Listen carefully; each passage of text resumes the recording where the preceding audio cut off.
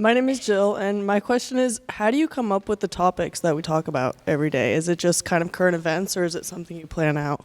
I had just things that happen, sometimes things that people say in class, and then I'll kind of talk to the team a little bit and say, oh, that'd be a really cool class. On Thursday's class, it's because I saw this study, and I just said, wow, I wonder why that is, that these things happen in the way that they did. The results of the study were what they were. And then I thought, yeah, let's ask you. I'm going to have you talk about it. You can tell me what it is, right? So it's a lot of stuff like that. Other times people send emails. Yeah, I get a lot of emails from people and who say like, hey, why don't you do this or why don't you do that? And there's never a shortage. You know, whatever you might think about, those of you who don't like Donald Trump, for example, for me, this is a guy who just keeps on giving, man. I just it's like one thing after another. I have a list of probably 40 classes we could have just because of the things that he and his team have pushed forward in the past 4 weeks, or I don't know, however long it's been. My God. What are those beads you're always holding? Yeah, wait, what's your name? Daniel. What are these? Yeah. Kind of when I first started teaching in a larger lecture hall, not this size, it wasn't this size, but it's kind of unnerving to be in the moment. Like you really have to be present. And so I found a Buddhist monk had given me some prayer beads, and I found that they just really kept me calm and focused. You know, every time I look at I would feel them or run them through my fingers, I just was a reminder that I'm going to die, literally, right? And so it just really helped to keep me centered. Wait, can I say something about that? Good friend of mine died this morning, and he used to teach, and he's probably my best friend here in State College. And he was a professor, and he taught in this room. And he died. There's disturbance in the field. He's been struggling with health issues, so I'm not devastated in the way that I would be, but yeah. Life is really precious, y'all. Yeah. How about somebody else? Hello. Yep. My name is Nate. I'd like to start. Yep, Nate. I'd like to start by expressing my condolences. Yeah, thanks, and man. sympathy. Sorry for your loss. On the topic of equity, so you had an interesting example during the DEI lecture, I believe, where one person started low, another person started in the middle, and how hard. It was basically an example of how hard they had to work to get up there, right? Do it again. Catch up to him. Wait, hang on. You're not catching up. You gotta work harder. You see the problem here? Like up here, people with means, they don't stop. So they don't stop. You're gonna have to really work at it. So the problem with not dealing with generational wealth in history means that this gap right here, it's really difficult to change. And the reason Sujana is here and not there is because her people were deliberately forced to be here. So it's genocide and it's discrimination, it's exploitation, it's racism. The most horrific things you can imagine happen right here to her people. And now what we're saying to her is, hey, listen, we're going to get rid of all this DEI stuff, this equity, equality stuff. What do you want, special treatment? You can give me special treatment? What is that? You just got to catch up to him, damn it. Like, make it work. And then that becomes a problem. So how is that for you? Imagine you're Native American. How does that feel? In the readings or the videos, we came across social justice. Mm-hmm. So in the image for social justice, it had one boxer with his hand tied behind his back and his legs tied. and the other one, able to box on the idea that both have an equal chance of winning, right? So what my question is there a way that we can have equity without oppression or holding down an elevated group or an elevated class? Well, the problem is once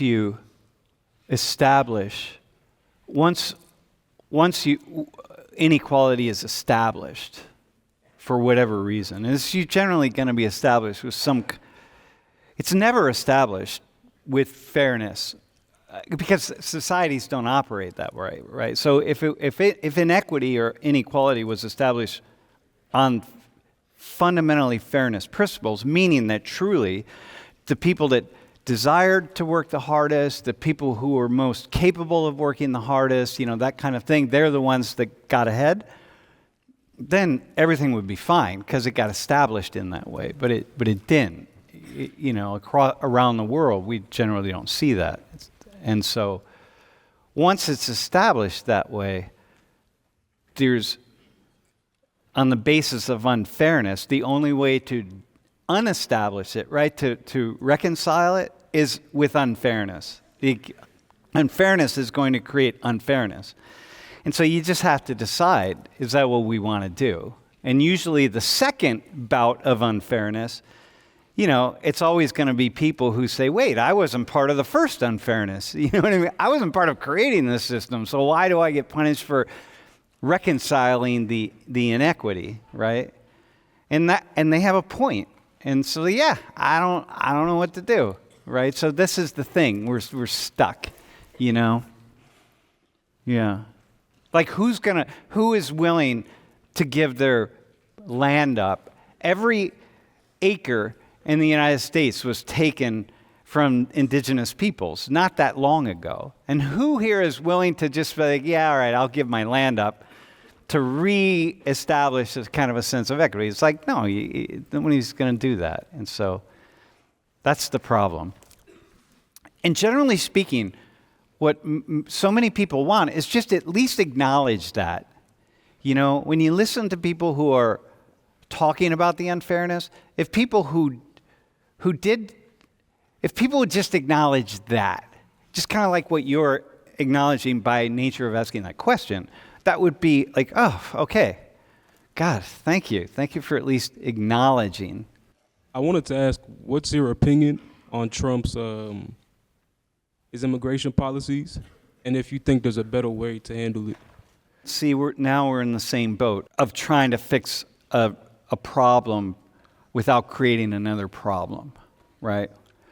I know people who are here without documentation, who are really lovely human beings, who are here in the United States, right? Many people who are lovely human beings, great human beings. They work really hard. It's like, and I think like, oh man, they're the kind of people you want. And so like, we going to tell them, yeah, you got to go back. It's like, because there is no back home for them, right? It's not like you can't think about it that you just leave your house right now and you go somewhere else, and a year later they say you got to go home, and you just go back to your home. It's not like that for so many people, right? So the big problem I have with Trump is just the meanness and the divisiveness, and not, I've spent a lot of time in communities in Latin America where people have left to come to the United States, communities where there are no men because all the men just went north and crossed over the border and they're working and sending money home. The poverty, you can't hold it. Like, you can't hold it. If you were there, if I could take regardless of what your opinion is on this immigration policy, if you went with me to the community and had conversations with people, you would feel the struggle. Like, And so just the meanness that involved. Like, Trump calling the shithole country. So like, come on, man. That's like, you're just, That's so utterly disrespectful and mean and ignorant. And you don't want to do that. We don't need to do that. It's just bad for us to be divided and to have such feelings, to generate such feelings. So that's what I think about that. It's very unfortunate. I don't have an answer to the issue. And I've been studying undocumented immigration. I thought I was going to be a scholar of immigration back when I was in my early 20s. And it just didn't work out that way. But what that means is I studied it a lot, and I don't know. I was willing to actually ask this question from the DEI classes, like from the starting of it. And as if a person who is a small business owner and he actually wants to create some job policies in his job environment, and due to some racial issues and also the equality issues regarding the genders and everything. But for example, if he is a car dealership owner and that person wants to actually create some jobs for the people, and the only two jobs he can make right now is sales manager and sales associate. Yeah. But at the same moment, when he's hiring a white male or any other male out there, that person is able to sell more cars rather than if he is hiring a female or any black dude. Hiring you with your accent, right? Yeah. People are way more likely to buy a car from me with here in the U.S. Than you with your accent. Yeah. For so sure.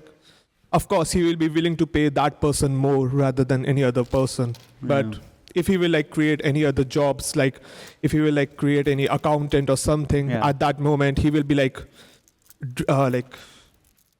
disgracing the other person who's actually willing to make an effort. So what are your comments about that? Well, here's the thing. Yeah, I get where you're going with it. It's a really complicated question, and I'm going to give it a simple answer. It's a good kind of question. It's a what if and this kind of thing, right? But here's the thing. When you boil these kinds of questions down about what's fair and regarding race and gender and and disability status and age and all sorts of stuff, right? When you boil it down, there are always layers, going back to the layers, right? There are layers of complexity to them, to most examples, as would be your example. And so if we try to fix those layers of complexity with some mandate that comes from above, that's okay, we're going to do this, we just run into big problems. And so I think what we always want to do is be open to the layers of complexity. And that's what your example points to. And that's what I'm trying to point to as well. Some things are not so incredibly complex. It's just listen, man, you can't do this and you can't do that. But mostly it's pretty complex.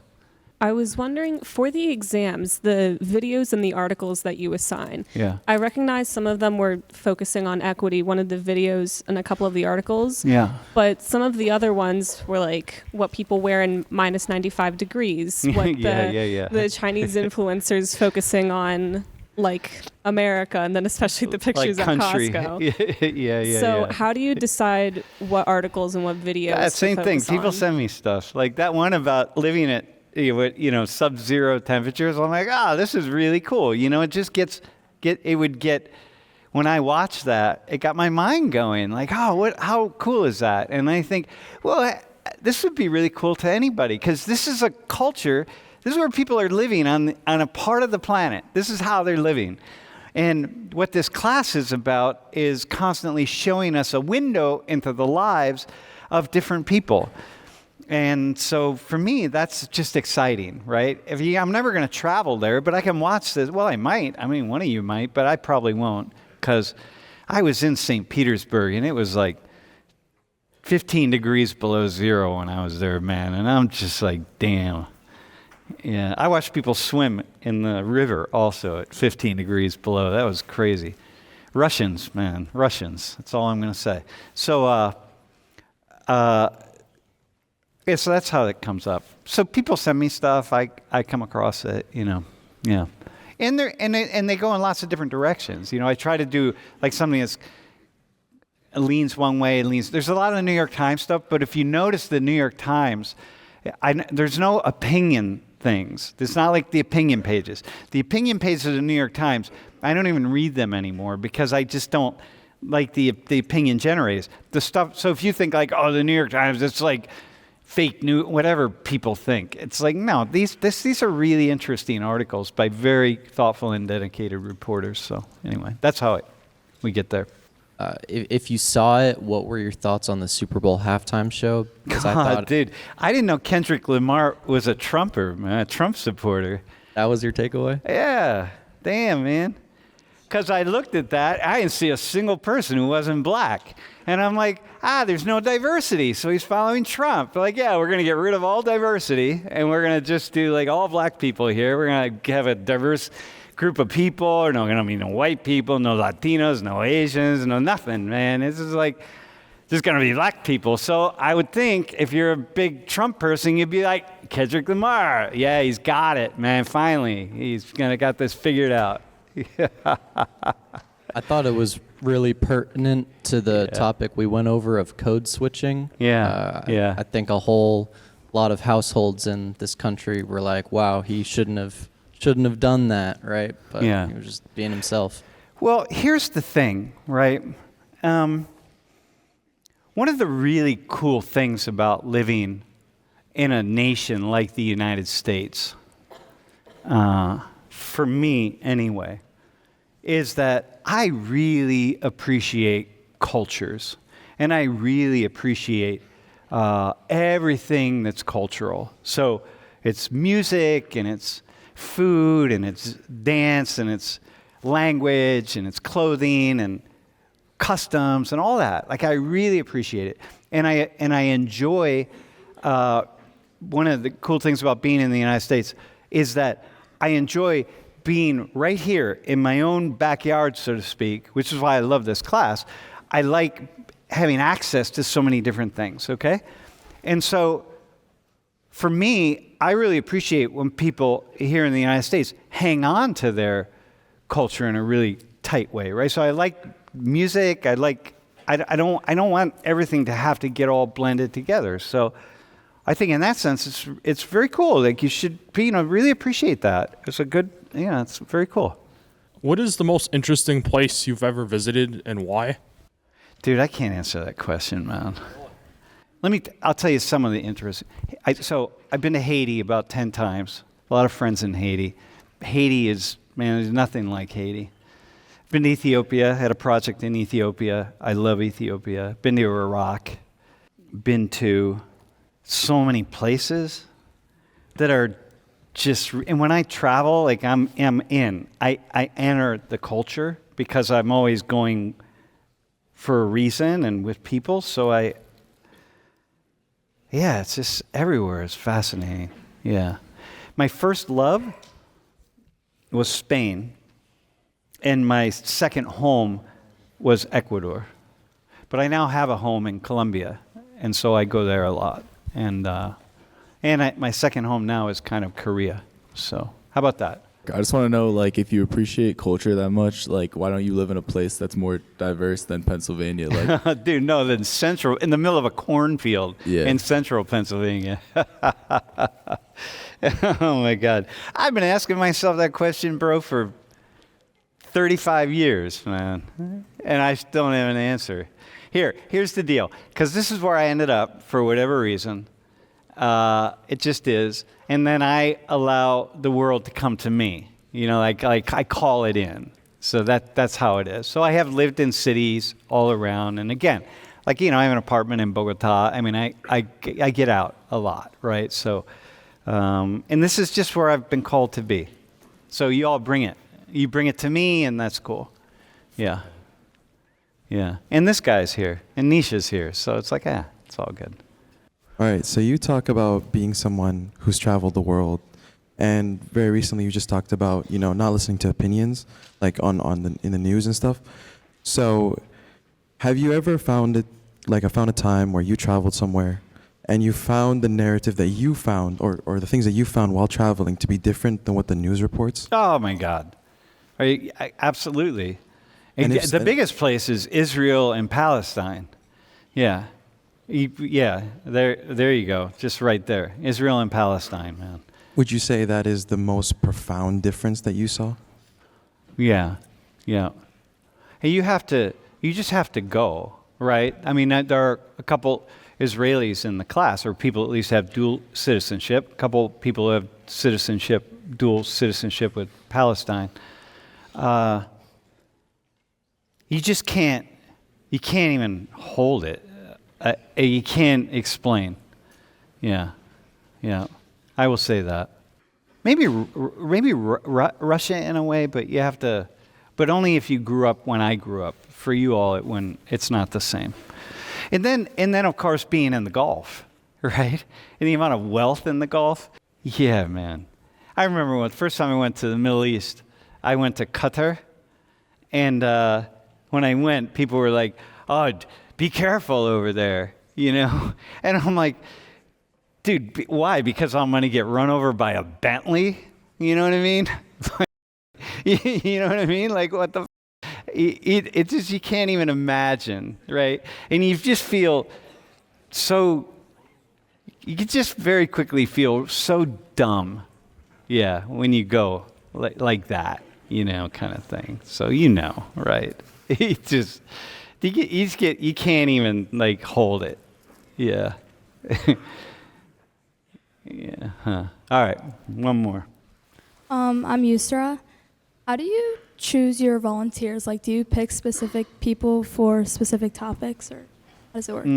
Well, sometimes, it depends on what you write in the piece. Someone will say something and it'll just spark for me. And then sometimes I just randomly pick people. Like, for example, if nobody responds, the thing that I put up there, like if you think you're someone who really thinks about what we talk about as sexism, like, because again, I don't want to say sexism. I want to say what is sort of generally talked about as sexism. If you're one of those people that thinks about this a fair amount, apply, because I'd like a few people who really think about this.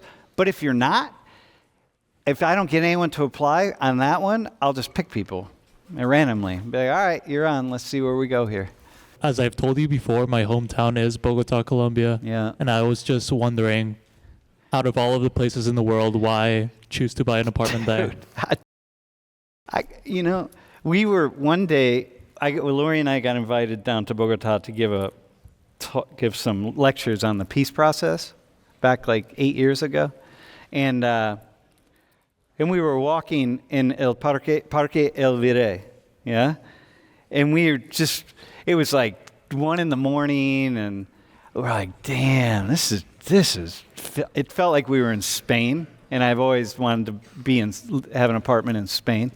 And we just said, this feels right. Well, my friend is a real estate agent.